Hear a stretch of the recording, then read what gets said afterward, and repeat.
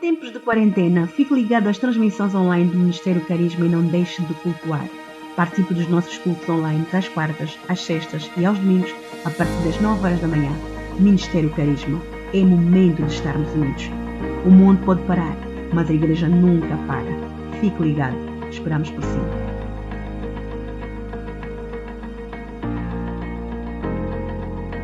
Você que frequenta o Ministério Carisma, queres fazer um negócio e não sabes como começar? És um empregador ou empresário e procuras bons funcionários?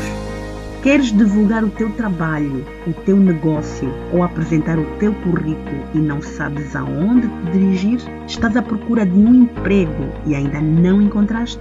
Então faça parte do grupo Carisma Procura. Ali poderás divulgar o que fazes, deixar o teu currículo, procurar funcionários e encontrar boas oportunidades de negócio e de emprego. Adere já. Facebook Carisma Procura. Procuramos por si, porque alguém procura por ti. Wave Beats Music. Em tempos de quarentena, fique ligado às transmissões online do Ministério Carisma e não deixe de cultuar. Participe dos nossos cultos online às quartas, às sextas e aos domingos, a partir das 9 horas da manhã. Ministério Carisma. É momento de estarmos unidos. O mundo pode parar, mas a igreja nunca para. Fique ligado. Esperamos por si.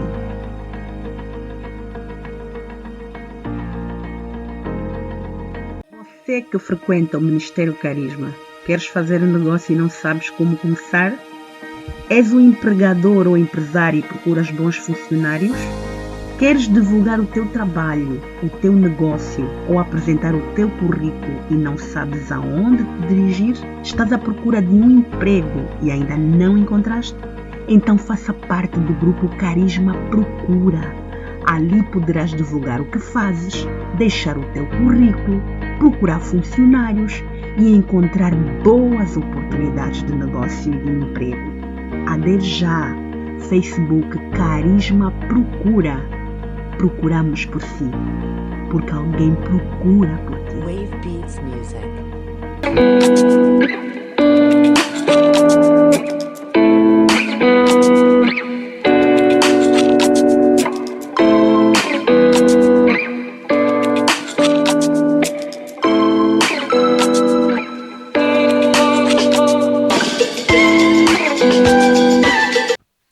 Queridos irmãos, queridos telespectadores, todos quanto nos têm acompanhado nos nossos programas, principalmente neste momento que temos emitido através da internet, via online. Em primeiro lugar, as nossas cordiais saudações. Estamos aqui neste dia, de forma calma. Há tempo para tudo, porque estamos em quarentena. E é o momento ideal para nós refletirmos no momento em que estamos a viver, refletirmos na palavra de Deus. E com respeito a isso, eu estive a meditar na passagem do profeta Isaías, capítulo 45, a partir do versículo 5. Vou ler e vamos juntos acompanhar. Aqueles que tiverem a Bíblia também podem abrir. Cito: Eu sou o Senhor e não há outro, fora de mim não há Deus. Eu te cingirei, ainda que tu não me conheças, para que saibas desde o nascente do sol e desde o poente que fora de mim não há outro. Eu sou o Senhor e não há outro. Eu formo a luz e crio as trevas. Eu faço a paz e crio o mal. Eu, o Senhor, faço todas estas coisas. Vamos orar pedindo a iluminação, a bênção divina. Bendito Deus eterno Pai, abençoa, Senhor, este programa, tudo quanto vamos tratar. Ilumina nossa mente para falarmos não com a sabedoria carnal, mundana, mas com a sabedoria que vem pela Tua revelação, em nome de Jesus. Amém. Irmãos, todos nós sabemos, seria redundância até dizer que estamos num período delicado para a humanidade. Mas o que eu quero refletir, principalmente nesta manhã, é este fator. Em momento como este, uma pergunta é teimosa, é inevitável. E a questão é essa. Afinal de contas, é Deus ou é o diabo que está a criar todo este alvoroço, todo este trauma, todo este pesar humano? E uns dizem, não, isso é o diabo. Outros dizem, não, é Deus. E outros dizem, não é Deus, nem o diabo, é o homem. Mas hoje eu quero refletir e tentar responder esta questão. A palavra de Deus, ela é clara. E ela diz que nenhum fio, nem sequer um fio da nossa cabeça, cai sem a vontade e a permissão de Deus. Mostrando que Deus tem o controle de todas as coisas. Nada acontece no mundo que Deus não permita. Nada. Existe uma teoria do deísmo com a qual nós não nos compadecemos, que diz que Deus criou o mundo, mas não participa no seu curso, nas coisas que acontecem. Criou e o deixou ao seu livre-arbítrio. A Bíblia não corrobora com esta linha de pensamento do deísmo. Mesmo Satanás, o diabo, é uma realidade bíblica, uma realidade palpável, mas ele tem muito poder, mas ele não pode fazer nada que não tenha a permissão divina. Nós vemos o caso de Job. A Bíblia diz que Job foi assolado pelo diabo. E de que forma? Mas antes de Satanás assolar Job, com enfermidades, com morte dos seus filhos, com destruição dos seus bens, primeiro teve que ter a anuência divina. E Deus lhe disse, vai, faça tudo, mas não toque na sua vida. Não permito que tu o mates. Então, o diabo fez tudo, mas debaixo da permissão divina. Eu quero dizer que Deus é um Deus ativo em tudo quanto acontece no mundo, em todos os aspectos da vida. Tudo que acontece, ainda que não corresponda com a vontade de Deus, mas Deus permite. Nós vamos ver no livro de Salmos, capítulo 135. Portanto, você, se tem a sua Bíblia, é bom ler para saber que realmente é a palavra de Deus, porque não podemos dar crédito a nenhuma palavra, nenhuma frase que não tenha comprovação bíblica. Então, 135, do livro de Salmos, a partir do capítulo 5, aliás, versículo 5 diz: por eu conheço que o Senhor é grande e que o nosso Senhor está acima de todos os deuses. Tudo o que o Senhor quis fez, nos céus e na terra, nos mares e em todos os abismos. Tudo que acontece nos céus, na terra, nos mares e em todos os abismos, portanto, Deus permite. Tem o consentimento de Deus. Meu irmão, meu amigo, Deus nunca perdeu o controle da sua criação e jamais perderá. Não importa qual for a origem, qual for a causa, mas uma coisa eu sei: tudo que acontece tem a permissão de Deus. E quando Deus quer que as coisas aconteçam, Ele usa quem quer. Meios e circunstâncias todas corroboram para o propósito que Deus prevê. Por isso é que a Bíblia diz que muitos são os pensamentos, os projetos dos homens, mas os propósitos de Deus sempre é que vão prevalecer. E eu digo que nem todo mal é absolutamente mal. Mesmo o mal, quando vem, muitas vezes é para o nosso bem. Nós podemos dizer, não, mas essas circunstâncias todas, mortes, calamidades, então Deus não é bom. Deus é mau. Eu quero lhe assegurar com toda a certeza: Deus é bom. Deus é a expressão máxima da bondade. Deus é bom. E se há um atributo moral que comporta Deus, é a bondade. Por isso, mesmo o mal, quando Deus envia, envia pelo seu amor.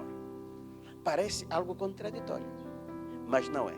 Eu quero dizer uma coisa: muitas destas pessoas que você vê aqui hoje são crentes, são fiéis a Deus, muitos que são pastores, é porque em alguma fase da sua vida, a maior parte, tiveram coisas más, aconteceram coisas más nas suas vidas, que lhes levaram a refletir e a se converter. Eu próprio sou um exemplo. Aconteceram coisas más na minha vida para eu me converter. Talvez se não acontecesse essas coisas más, eu hoje não seria pastor. Por isso é que a Bíblia diz que tudo contribui para o bem daqueles que Deus ama. Tudo contribui para o bem. É bom que quando aconteçam coisas más, nós aprendamos a lição.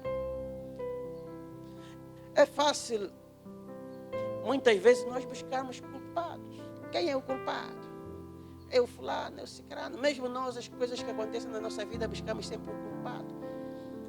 Por isso é que as casas de quimbanda, os falsos profetas têm sempre muitos clientes, porque eles descobrem quem é o culpado. É a tia, é a sogra, é a esposa. Você nunca é o culpado dos males que lhe acontecem. É sempre alguém o culpado. E o achar o culpado nos é prazeroso. Nos dá um alívio. Afinal de contas, eu sou o bonzinho, o culpado. Tudo isso que está a me acontecer é por causa do fulano. Eu digo, mesmo o diabo, ele só age em termos de legalidade. Eu não posso culpar o diabo, é o diabo, não. O diabo age, entra quando a porta está aberta. Quem abre a porta sou eu. O mal não vem sem causa. A Bíblia diz que como o pássaro no seu vaguear, uma andorinha no seu vagar, a maldição sem causa não virá.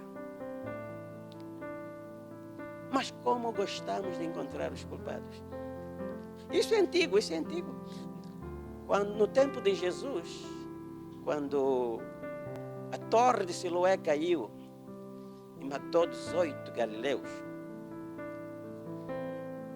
e depois o sangue desses homens, o rei Pilatos pegou nesse sangue, profanou o sangue daqueles indivíduos, queimou com os seus sacrifícios aos ídolos.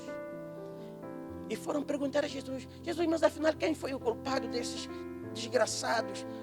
Que tamanha barbaridade aconteceu aos homens? Quem foi o culpado? Foram os pais? Foi alguém? Jesus disse: não. Não.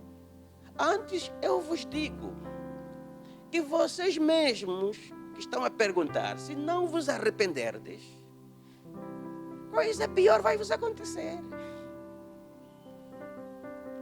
O culpado é o nosso distanciamento de Deus. É vivemos uma vida errante, totalmente contraposta aos princípios e aos preceitos divinos. Este é o culpado. Porque quando Deus está conosco, ainda as coisas que parecem ser más, contribuem para o nosso bem. É o nosso baluarte, é a nossa proteção. Não há feitiçaria, não há bruxo, não há pai de santo, não há bala perdida. Quando Deus nos protege, nós só vamos partir deste mundo quando Deus chamar. E quando Deus nos chama, é para algo melhor. Porque a Bíblia diz que agradável é ao Senhor, aos olhos do Senhor, a morte dos seus santos. Por isso, a própria morte para quem morre em Deus não é maldição, não é algo mau, é uma bem-aventurança. Por isso é que o salmista diz que ainda que eu andasse pelo vale da sombra da morte, eu não tenho medo, porque Deus está comigo. Sua vara e o seu cajado me consolam. Portanto, não vamos à busca do culpado. Muito melhor do que nós estarmos à busca dos culpados e da causa, é nós aprendermos, refletirmos qual a mensagem que esses eventos nos querem transmitir e nós captarmos esta mensagem. É uma aula, uma lição. Este momento de quarentena, este momento de stop, porque Deus pôs um stop ao mundo. E quando Deus põe stop, é stop mesmo. Porque a porta que Ele fecha, ninguém pode abrir.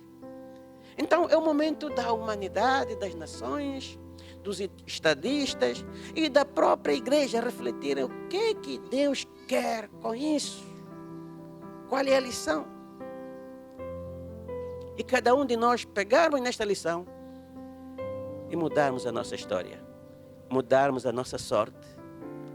A primeira lição que eu capto do momento que o mundo vive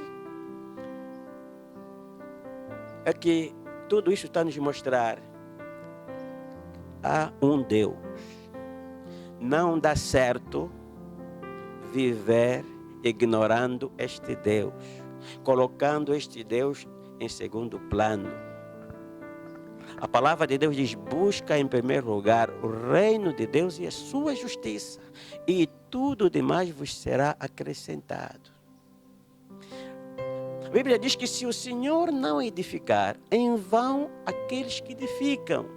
E se o Senhor não guardar, em vão vigia a sentinela. Nós estamos a ver que as fronteiras estão todas bem guarnecidas, com arsenais militares, com tropas bem preparadas contra os inimigos. Mas todas as fronteiras foram violadas e nenhum soldado viu nada. Nem a muralha da China conseguiu conter o adversário, tão forte que é. Então, nós muitas vezes estamos atentos e nos preparamos para o inimigo que vem do norte, e afinal de contas o inimigo está vindo do sul. Estamos totalmente desarmados. Existem forças neste mundo para as quais não adianta. Não adianta. Não há armas. As armas só podem vir do alto.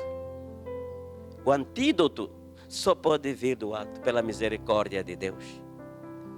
Então, temos que reconhecer que há um Deus. E esse Deus diz: operando eu, quem impedirá? Quem vai impedir? A segunda lição que devemos captar e nunca nos esquecer: nós, seres humanos, somos seres frágeis. Não somos deuses. Há somente um Deus. Por mais forte que você é, ainda que tenha cinturão preto, tenha primeiro dan, seja o general de não sei quantas estrelas, o almirante, você é frágil. Você é mortal. Por isso, vergue os seus joelhos, reconheça que é um Deus. Porque esse Deus diz que, Ele não diz, Ele jurou: eu juro que diante de mim todo joelho se dobrará e toda língua confessará que o Senhor, Jesus é o Senhor. Todo joelho. Se você não se ajoelhar nesta vida, no pós-vida natural, você vai se ajoelhar e vai reconhecer que a pedra que os edificadores rejeitaram é a principal pedra da esquina. Esta pedra chama-se Jesus Cristo. Então, reconhecer a nossa vulnerabilidade. As máscaras que cada um de nós porta no rosto hoje é o símbolo da nossa fraqueza, da nossa vulnerabilidade. Nós vemos que no Egito, tal como no dia de hoje, Deus, como a ciência aumentou, Deus ainda diminuiu mais o seu exército. No Egito, Deus mandou exércitos fortes para combater a arrogância de Faraó. Faraó, se você não sabe, criou tanta soberba, tanto orgulho, que ele próprio se endeusou. Era adorado como se fosse um Deus. Mas Deus quis pôr Faraó no seu lugar, mostrar a Faraó quem ele é. Como ele tinha um exército muito forte, era a maior potência daquela época, ele se endeusou-se, tornou-se arrogante e queria já adoração. que as pessoas se ajoelhassem. É como nós vemos hoje. Tem alguns que dizem ser homem de Deus, querem que as pessoas se ajoelhem diante deles. Querem, quando entram no templo, querem ser venerados como se fossem Deus. Deus vai te pôr no pó. Vai te mostrar que você é carne.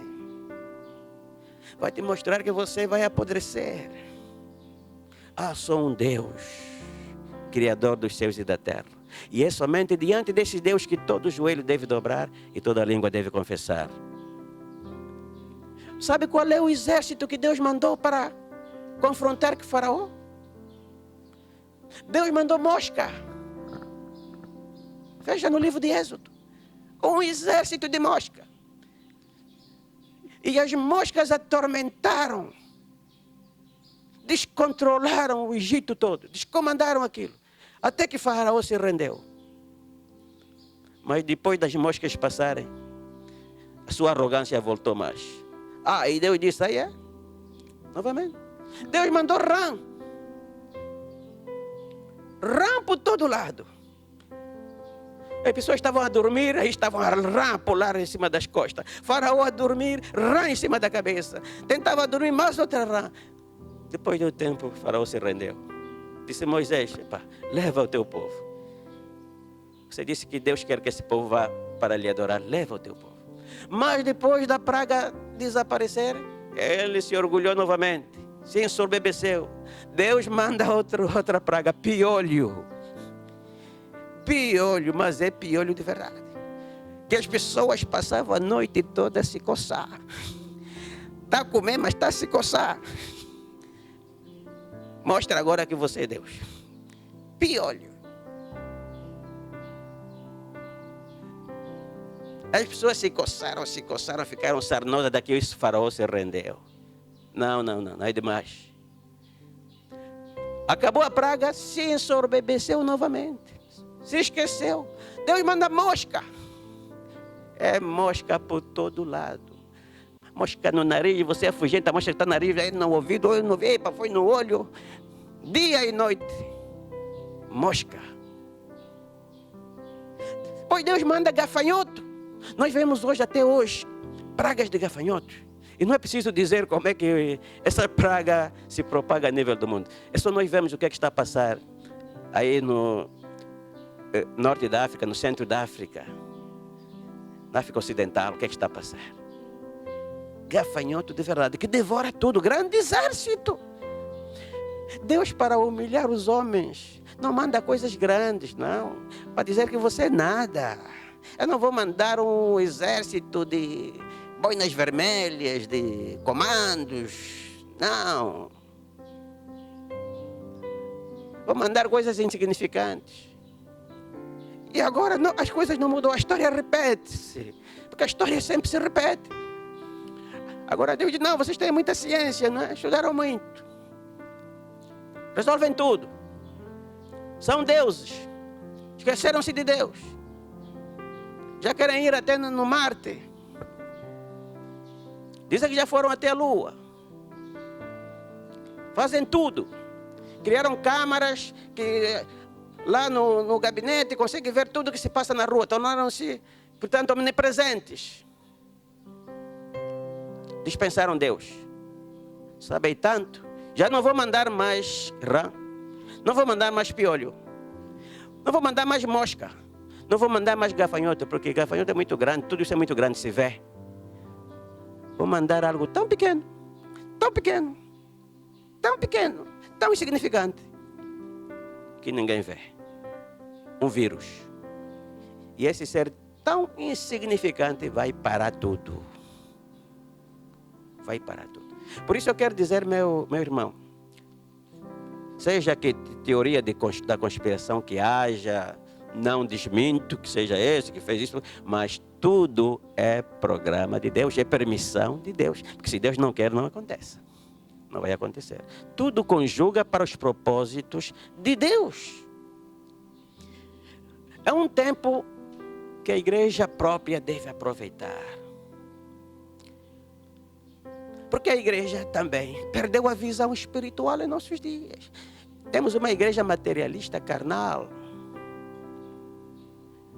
Uma igreja que ama as coisas materiais, o dinheiro mais do que a espiritualidade. É tempo da igreja, dos pastores, dos sacerdotes viverem aquilo que pregam. O justo viverá pela fé. Costumamos pregar nos crentes que é pela fé. E agora as igrejas estão paradas, não há culto. Os crentes não estão a dar oferta, não estão a dar dízimo, estamos atrapalhados. Isto é hipocrisia. Não, mostra agora na prática que o justo vive pela fé. Não fica atrás dos crentes e da igreja e dá dízimo. Não. Vive pela fé. Deus tem orçamento para todos os seus projetos da terra. Se a tua igreja é de Deus, não te atrapalhas, esteja sossegado. Para aquilo que for necessário, Deus vai prover. Deus vai prover. Porque Deus é claro. A palavra de Deus é clara, diz: eu honro aqueles que me honram. Os que de madrugada me buscam vão me encontrar. Deus honra, Deus sempre honrou. Você, se for fiel a Deus, no tempo da bonança, no tempo da crise, no tempo do aperto, Deus vai te honrar. E vemos muitos exemplos bíblicos. Vemos a grande seca que veio sobre Samaria, ou a grande seca que veio sobre Israel, e vemos que tantos anos em seca, aliás, devido à profecia, a própria profecia de Elias, todos a passarem mal. Mas Elias tinha um ribeiro que supria a sua sede, onde ele se banhava com tanta seca. E tinha corvos que lhe traziam comida. Tinha corvos. Isso faz-me lembrar o testemunho de um pastor em Cuba, que ficou desempregado por causa do evangelho. Ele com os filhos. Mas durante tanto tempo, nunca lhe faltou nada. Quando a comida acabasse, ele de manhã, quando acordava, abria a porta, encontrava mais um saco de comida. Ele também não perguntava de onde é que veio, ele já sabia que o justo vive pela fé. Todos os anos, nunca lhe faltou suprimento. Vemos o povo de Israel, comida vinha do céu. Então não vamos estar atrapalhados. Não vamos ser hipócritas, pregando uma fé que nós não conseguimos viver. Vamos viver pela fé, sim, Senhor. Mesmo que ficaram 6 meses sem culto, Deus vai suprir a necessidade da sua obra. Ou é obra de Deus ou não é de Deus. Hoje é o dia de você provar que aquilo que você ergueu é de Deus. E aquilo que é de Deus permanece de pé. Haja o que houver. A igreja já passou por momentos de perseguição. Momento em que os imperadores, os reis, apostaram a aniquilar a igreja. Mas em vez de diminuir, vai crescer. E eu quero profetizar já na sua vida. Quero profetizar para o mundo, para Angola. Depois desta crise, você pensa que esta crise é uma maldição para a igreja? É mentira. Tira isso da sua cabeça. Depois desta crise, vai vir uma grande colheita de almas perdidas. As igrejas que são de Deus vão aumentar em número. Não pregando aquele evangelho, vem, Deus vai te dar casa, Deus vai te dar carro, vai te dar emprego. Não. Esse evangelho não. É pregando mesmo o evangelho. Arrepende-te e converte-te, porque é chegado o reino dos céus. Arrepende-te e converte-te, porque a maior desgraça não é coronavírus. A maior desgraça não é doença. A maior desgraça é você ir para o inferno, morrer sem Deus. E vão vir mesmo, como João Batista. Olha, João Batista estava a pregar no deserto. No deserto e depois no rio, à beira do Rio Jordão. Você pensa que João Batista estava a pregar? Vem, Deus vai te dar marido. Vem, Deus vai te curar. Vem, Deus vai te dar emprego. Nada. Raça de víboras. Era a pregação de João Batista. Raça de víboras. Quem vos arrependeu a fugir da ira futura? Ou vocês se arrependem, ou senão o machado já está preparado. Toda árvore que não dá bom fruto vai ser lançada no fogo. E você sabe o que estava a acontecer? A multidão vinha e se convertia e eram batizados. Este é o Evangelho de Jesus Cristo. Por isso, este momento nos dá esta lição. Há um Deus, nós somos frágeis, a igreja tem que viver pela fé. A igreja não pode continuar carnal, material, consumista, comercial. A igreja tem que pregar o Evangelho de Jesus Cristo. E Deus vai suprir a necessidade de todos os seus verdadeiros filhos, não importa quanto tempo esta crise vai prevalecer. A quarta lição que essa crise nos transmite é que nós não conhecemos o amanhã. Nosso é só hoje, agora. O amanhã está na mão de Deus. Tantos profetas que nós temos. Quantos profetizaram no fim de ano o que está a acontecer hoje? A maioria profetizou bênção. Este ano vai ser uma bênção, vai ser uma maravilha, a tua riqueza vai aumentar. Tudo profecia de mentira. Ele enviou. Então, todos que são profetas no mundo, agora que mostrem a sua profecia, que ele profetizou, antes disso acontecer, que profetizou realmente o que está acontecendo, a partir de agora eu vou dizer, não, você sim senhora é um profeta de Deus.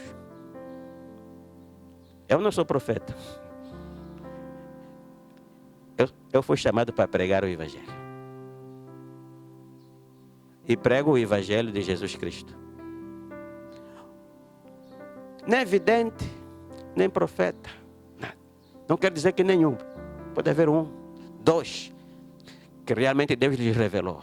Mas a maioria de tantos profetas que existem, todos falharam o alvo. O Evangelho é a verdade. A Bíblia diz, conhecereis a verdade e a verdade vos libertará. A verdade é que liberta. A mentira só alivia. Nós pregamos às vezes aquela mensagem atrativa para atrair pessoas, mas essa mensagem atrativa mata. É bom pregar a verdade que fere, mas que cura.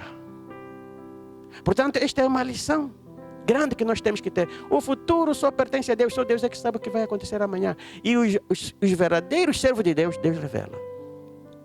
Deus revela.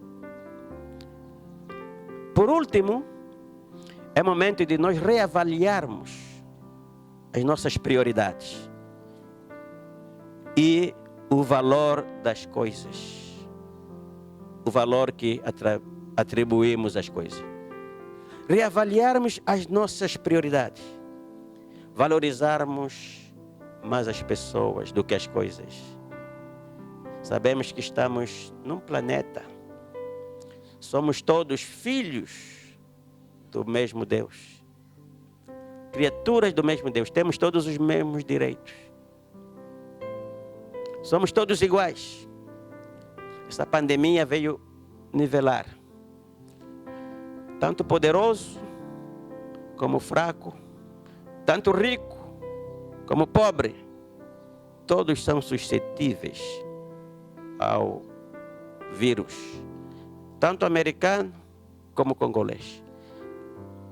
Esta doença faz com que já não se diga, não, é ébola, é Marburg, é daqueles lá do terceiro mundo que não tem higiene, não.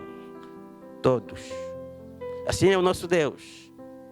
Ele vê todos iguais. A única diferença que ele faz é aquele que lhe serve, aquele que lhe honra e aquele que não lhe honra. O resto é tudo igual. Tem dinheiro, não tem dinheiro, é rico, é pobre, veste bem, veste mal, vive no bairro, vive na cidade, tudo igual. Vamos reavaliar os nossos conceitos.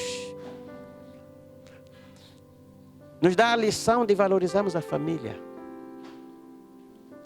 A família é algo muito importante para Deus. A família é uma instituição divina. Muitos pais não tinham tempo para os filhos, para a sua família. Hoje você tem todo o tempo necessário. Deus deu um stop a tanta correria, a tanta aventura, dizendo que a tua família foi Deus que deu, teus filhos, e você deve valorizar. Fica em casa. Aprende bem esta lição. Não entre em estresse, em depressão, não. Busca o Espírito Santo de Deus. Vai aliviar a tua alma. Vai encher a tua alma. Mesmo em casa você vai sentir alegria, você vai sentir paz.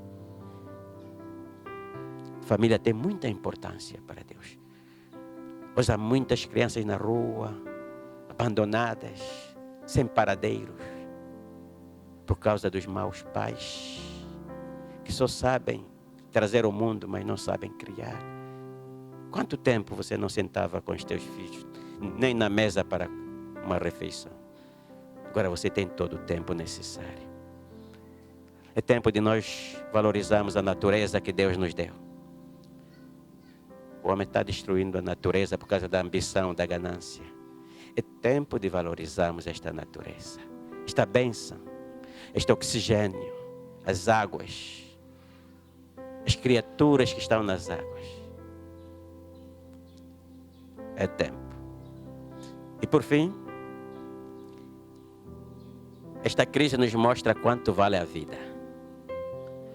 Tudo isso que está-se a fazer, esse sacrifício, mostra o quanto nós gostamos da vida. O quanto nós fugimos da morte. O quão a vida é um bem tão precioso que o homem está disposto ao maior sacrifício para não morrer. A vida é um bem muito precioso que Deus deu. Mas eu quero lhe dizer uma coisa. Com tudo que estamos a fazer para continuarmos vivos, não sabemos realmente se muitos de nós vamos apanhar o coronavírus. Não sei se você vai apanhar. Pode ser que você escape. Muitos de nós vamos escapar. Nós damos graças a Deus porque teve misericórdia de nós, o terceiro mundo, os africanos. Porque se isso começasse realmente aqui, em África, não sei o que seria. Deus primeiro mostrou lá nos países que têm condições como é que a coisa é perigosa. E quando tocou aqui, já sabíamos bem o que é a coisa e como é que devíamos nos prevenir. Mas eu quero dizer que com todo este cuidado e outros cuidados que vamos ter, porque esta crise vai passar em breve, podemos não apanhar coronavírus, podemos não apanhar câncer. Porque hoje as pessoas não estão só a morrer de coronavírus, embora é o que está mais mediatizado. Milhares estão a morrer de HIV, de paludismo, de diarreias agudas e outras infecções. Podemos não apanhar nada disso. Não temos certeza. Não temos certeza se vamos um dia para a cadeia, sermos detidos. Não temos certeza se um dia vamos ser ultrajados, vamos viajar para a China. Mas uma coisa é certa, vamos morrer um dia. Seja de coronavírus ou de uma outra enfermidade, ou de um acidente. Seja o que for, vamos morrer. E nós gostamos muito da vida. Eu quero te dizer que a vida tem dono. A vida tem alguém que fabrica. A vida tem alguém que dá. Deus é o dono da vida. Jesus Cristo disse: eu sou o caminho, a verdade e a vida. E se você gosta tanto da vida, você tem que ser amigo do dono da vida, daquele que tem a fábrica da vida. Se você não for amigo daquele que tem a chave da vida, que é o dono da vida, o mistério da vida, você não terá vida. Por isso Jesus disse: eu sou a ressurreição e a vida. Aquele que vive e crê em mim não morrerá, mas passará da morte para a vida. Esta vida é passageira. Esta vida é temporal. A vida que o dono da vida quer te dar é uma vida que não termina, que não tem stop. É uma vida que não tem 1000 anos, 2000, 100.000 anos. Hoje a vida é muito curta. A Bíblia diz que o tempo da nossa vida é 70 anos e se alguns vão para além, o melhor deles é cansaço e enfado. Nós voamos, mas Deus quer te dar vida eterna. uma vida que não termina. E não num mundo como esse, com paludismo, com febre tifoide, com Covid-19. E daqui a pouco vem outro Covid-20, Covid-21. Não, uma vida num lugar onde não há doença, onde não há hospital, não há cemitério. Por isso a Bíblia diz, quem amar a sua vida vai perder. Mas quem perder a vida por amor a Deus, vai achá-la. Viver a vida sem ganhar a vida é desperdício. Por isso, eu oro a Deus para você escapar desta pandemia. Mas mais do que isso, para que a partir desta pandemia, você ganhe uma nova consciência que te leve para a vida eterna. Há um provérbio que diz que não importa o que a vida fez contigo. O que importa é o que fizeste com aquilo que a vida fez contigo. Que Deus abençoe. Que Deus abençoe a nossa nação. Que Deus abençoe a nossa província. Que essa peste não se alastre. Que o poder do Espírito Santo, a sombra do Onipotente, cubra esta nação, cubra a África, cubra o mundo. Ilumine os cientistas, para que em pouco tempo, no período mais breve, haja solução para esta pandemia. Acabe com a quarentena. Cada um de nós volte aos nossos afazeres.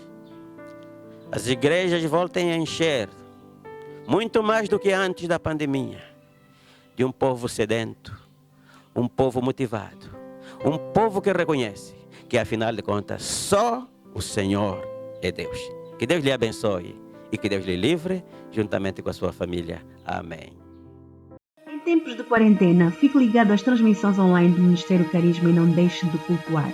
Participe dos nossos cultos online às quartas, às sextas e aos domingos, a partir das 9 horas da manhã. Ministério Carisma. É momento de estarmos unidos. O mundo pode parar, mas a igreja nunca para. Fique ligado. Esperamos por si.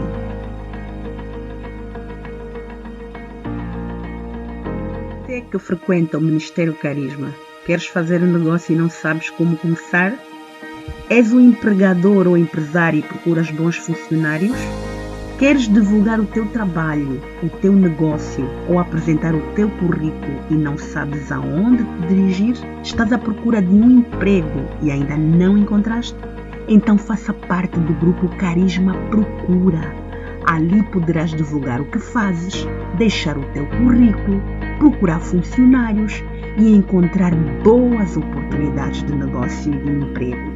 Adere já. Facebook Carisma Procura. Procuramos por si, porque alguém procura por ti. Em tempos de quarentena, fique ligado às transmissões online do Ministério Carisma e não deixe de cultuar. Participe dos nossos cultos online às quartas, às sextas e aos domingos, a partir das 9 horas da manhã. Ministério Carisma. É momento de estarmos unidos. O mundo pode parar, mas a igreja nunca para. Fique ligado. Esperamos por si.